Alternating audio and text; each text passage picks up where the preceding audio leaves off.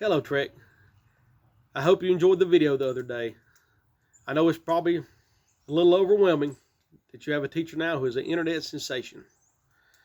In fact, I had literally tens of views of that video, so that's pretty awesome. So today we're going to be doing lesson 3.1-2, part 2 of this week's lesson. Now, if you remember, the other day we talked about how Paul had left Athens and gone to Corinth. He met Aquila and Priscilla. He spoke to the Jews. They rejected him. He spoke to the Gentiles, and many people were saved, and they were baptized. And Jesus came to him in a vision, told him to continue doing what he was doing, that he would not be harmed. And we see Paul stayed there for another year and a half teaching in Corinth. Now today's story starts during that year and a half time. And we're going to talk some about a proconsul named Gallio. A proconsul is like a governor of a large area. So this is from a story today from God's Word. But when Gallio was proconsul of Achaia, the Jews made a unified attack against Paul. And they took him to the tribunal. And they said, this man tells people to worship God contrary to the law. But before Paul could say anything in his defense, Gallio spoke up and said, if this were a matter of wrongdoings or a matter of violent crimes, then I would have reason to listen to your complaint. But this is a matter of words and people. This is your law. You see to it. I'll have nothing to do with this. And he cast him out of the tribunal. Now immediately the people seized Sosthenes and they beat him in front of the tribunal. But Gallio paid no attention to these things. So we have the Jews who come up with this plot to catch Paul. And they take him to Gallio, the governor of the area, and kind of the lawmaker, the judge, the ruler. And they make this claim against him that he's teaching people to worship God contrary to the law, which is their laws.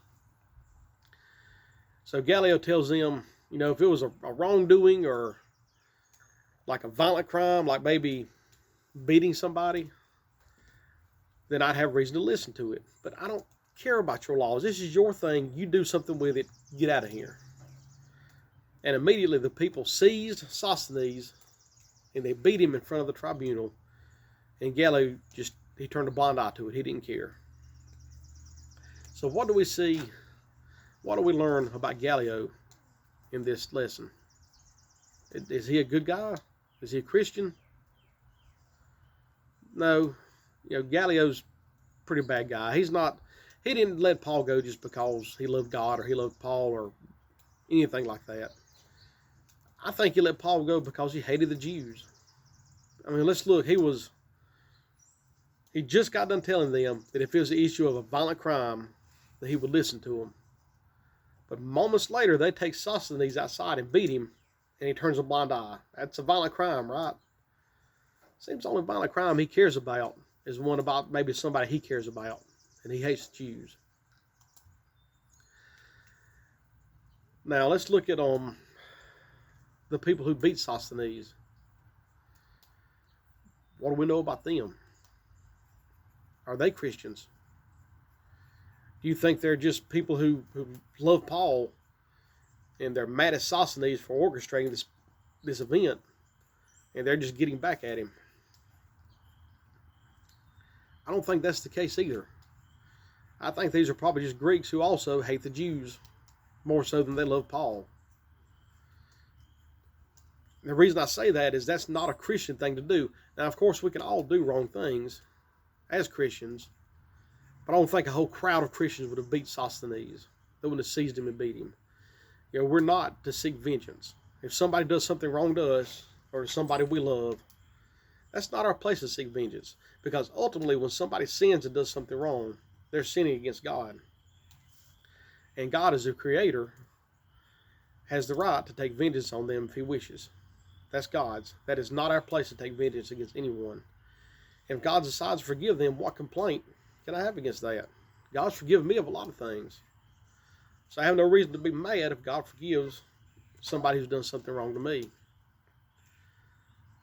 Now, another question that kind of comes out of that is, since the law, Gallio was the law, didn't care that they beat Sosthenes, is that okay for them to beat Sosthenes?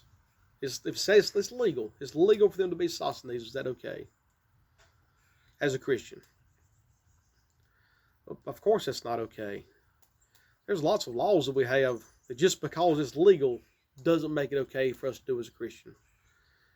It's legal to go out and get drunk. That doesn't make it okay for us to do as a Christian. There's some drugs that are legal in certain states. That doesn't mean it's okay for us to do that as a Christian. So just because it's legal doesn't necessarily make it okay to do. Another thing I've kind of thought about with this story and some of the other stories as we've talked is that, now I think we ought to touch on this, even though it's a little off subject, I think we should touch on it, is you notice that every time that Paul was arrested, the apostles were arrested, when Jesus was arrested, none of them fought back. None of them got a crowd of people to help them to fight and keep them from being arrested. The reason for this is that we are all called to not be rebels. You know, we're not called to fight back against the government. And I think this is especially hard sometimes for people in South Carolina. You know, we were the first state to secede from the Union. We kind of tend to have an attitude of, you know, don't tell me what to do here. So, and especially we have that attitude toward the government. And I would say a lot of times it shows up when we start talking about gun rights. I love the Second Amendment. I think it's a great thing. But if the government decides to take my guns, when they come to my door, I'm not going to fight them over them. Now, you may agree with me on that. You may not. But God's Word says we're not to go against the government. Now, I'm going to read to you what he says out of Romans chapter 13.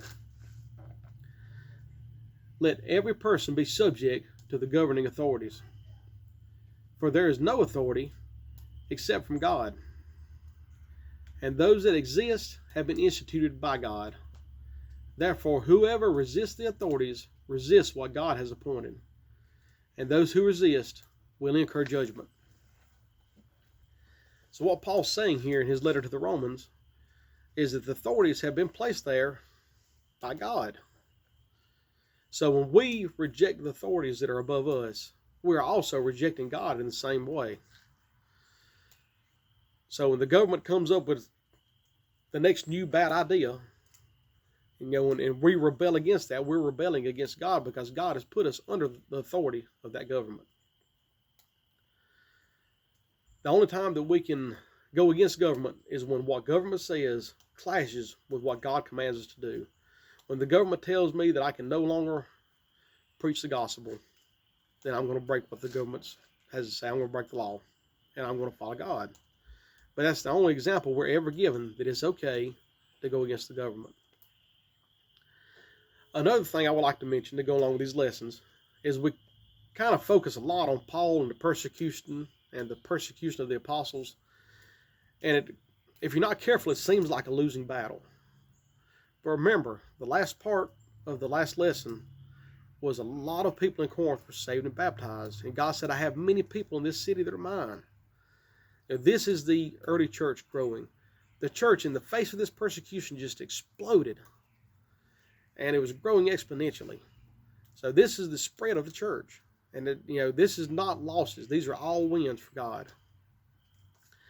Now, I've given you a few things to think about for a few days. And in a few days, I'll come out with lesson 3.1, part 3. So until then, I'll see y'all later.